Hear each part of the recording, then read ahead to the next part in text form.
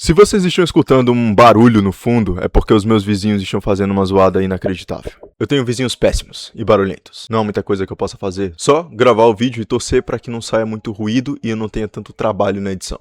Eu tenho uma enorme dificuldade em tratar temas de super-heróis dentro do foco do canal. Mas saiu o trailer de Homem-Aranha Um Novo Dia e eu quero aproveitar esse hype. Mas como fazer isso sem sair do foco criativo do canal? O Homem-Aranha estava melhor na Sony? Acreditem ou não, mas eu acho que sim. Porém, tenho esperanças de que o personagem será melhor explorado agora. Em 2002 e 2004, a Sony lançou o Homem-Aranha 1 e 2, direção de Sam Raimi e estrelado por Tobey Maguire. E esses filmes são simplesmente uma das melhores coisas já feitas na história do cinema de super-herói. Se você cresceu vendo o Homem-Aranha no cinema, provavelmente notou a seguinte coisa. O Peter Parker do Tobey Maguire parece carregar o mundo nas costas.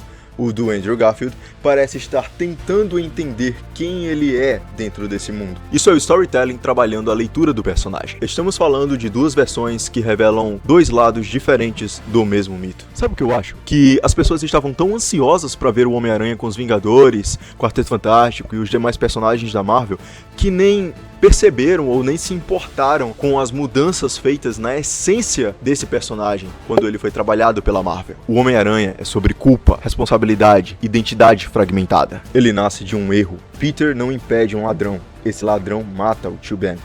Fim. E é exatamente aqui que ele se diferencia da maioria dos super-heróis, porque ele não existe a princípio para lutar a favor da justiça. Ele luta para compensar uma falha. E isso é tragédia clássica pura, Aristóteles na veia, mas também profundamente moderno, um herói que não se sente o suficiente. A trilogia de Sam Raimi trata o Homem-Aranha como uma tragédia operística. Tudo é maior. As emoções são intensas, os enquadramentos mais dramáticos, a música é grandiosa, os vilões são exagerados, no melhor sentido. Mas o centro é simples. Ser o Homem-Aranha custa caro. Ele é um arquétipo. Ele é o mártir. O Peter Parker de Tobey Maguire não quer ser um herói. A sua decisão de ser o Homem-Aranha o faz perder oportunidade, dinheiro, amor e a própria paz. Em Homem-Aranha 2 isso chega ao limite. O corpo falha, a mente cansa, a identidade desmorona. É um personagem formado por um erro e a consequência o traz sofrimento. Os vilões nesses filmes funcionam como reflexos psicológicos. O Duende Verde é a tentação do poder sem responsabilidade. O Dr. Octopus, o homem esmagado pelas próprias ambições. E o Homem-Areia é a culpa e redenção imperfeita. O Venom é o arquétipo da sombra, um reflexo sombrio e distorcido do que é o Homem-Aranha. Todos eles são variações do mesmo tema. E se Peter Parker tivesse feito escolhas diferentes? Já no universo, interpretado pelo Andrew Garfield, muda completamente o foco. Aqui o conflito é existencial. Quem sou eu quando ninguém está olhando? É o arquétipo do buscador / rebelde. Esse Peter é questionador. Ele provoca, sente intensamente e usa o humor como um mecanismo de defesa. Ele é o mais próximo dos quadrinhos no comportamento do Aranha, mas emocionalmente mais instável. A diferença central entre essas duas interpretações do personagem é que o Tobey Maguire leva o Homem-Aranha como um fardo, e o Peter é quem sofre as consequências desse fardo. Já o do Andrew Garfield, o Homem-Aranha é parte dele, e o Peter tenta entender isso. Ou seja, em ambos, a tragédia é a linha guia da história. Dificuldades financeiras, perdas profissionais, amorosas e de amizade. O Peter de Tobey entende isso e toma como uma responsabilidade imposta e um sacrifício diário. O do Andrew Garfield tenta equilibrar as duas vidas. Afinal, esse ama ser o Homem-Aranha e ama ser o Peter Parker. Ele quer tudo, mas as vicissitudes da vida o fazem cair e perceber algo que o Aranha do Tobey já sabia. Se o Peter e o Homem-Aranha existem, um deles tem que se sacrificar para que o outro viva. E no caso do Andrew Garfield, as consequências de suas ações e todos os impactos na vida dele fazem com que o Peter Parker apenas exista de modo passivo na vida, enquanto o Homem-Aranha de fato vive. E esse é o sacrifício que o personagem deve fazer para que as pessoas que ele ama fiquem a salvo. Ambos têm a essência do personagem nos quadrinhos. O Homem-Aranha nos comics tava fazendo bagunça, né, Tofiane? Tava fazendo bagunça, não é, Tofineide? Vem aqui, venha, chegue. Meu nome é Toff. Tá, vamos lá, vamos pro vídeo. O Homem-Aranha dos quadrinhos é uma contradição viva. Ele faz piada enquanto apanha. Ele se culpa porque tá perdendo algum compromisso enquanto tá salvando a vida de uma pessoa. E ele erra o tempo todo, mesmo quando tenta acertar. O Tobey Maguire, ele acerta na culpa e no sacrifício. o Andrew Garfield acerta na energia e na humanidade emocional. Nenhum é completo nesse sentido. Os dois são lados do mesmo espelho. No fim, essas duas versões mostram simplesmente uma coisa bem óbvia, na verdade, que o Homem-Aranha não é um herói estável. Ele é um conflito em movimento. Tobey nos ensina que responsabilidade pesa, e Andrew nos mostra que identidade dói. Um carrega, o outro questiona. E entre os dois, talvez esteja o verdadeiro Peter Parker.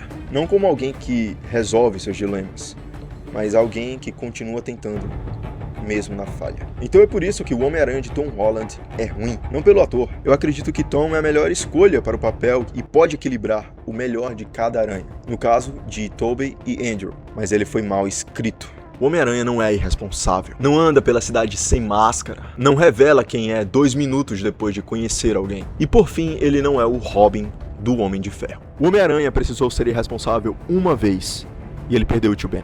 Um trauma que ele carregou pelo resto da vida. O Homem-Aranha sabe que a sua identidade secreta é a coisa mais valiosa que ele tem. Então por que ele atua o tempo todo sem máscara nos filmes e fala sempre quem é? O pior é que quando a identidade secreta dele foi revelada no final do segundo filme, e nós vemos a consequência disso no terceiro filme, surpresa, não temos consequência. A maior dificuldade que ele teve por um bom tempo foi simplesmente não conseguir entrar na faculdade, ou impedir que os amigos dele entrassem na faculdade. Cara, ele é o Homem-Aranha. Ele é um super-herói, a identidade secreta dele foi revelada, ele não tem uma segurança enorme como o Tony Stark, entre outros personagens. Então, a partir do primeiro minuto do filme, a gente deveria ver todos os vilões, os bandidos, indo atrás dele, indo atrás da Tia May, da MJ, do Ned e das pessoas que o Peter tanto se importa. Mas o perigo de fato começa apenas quando o Duende Verde aparece junto com os outros vilões e eles vêm de um outro universo. O Homem-Aranha do Tom Holland não tem dificuldade. Ele leva uma pizza e tá perdido. Sem problema, temos um jatinho particular com uma IA e um traje novinho pra te ajudar. O interessante desse personagem é ele ser gente como a gente. Viver na pindaíba porque precisa pagar o aluguel,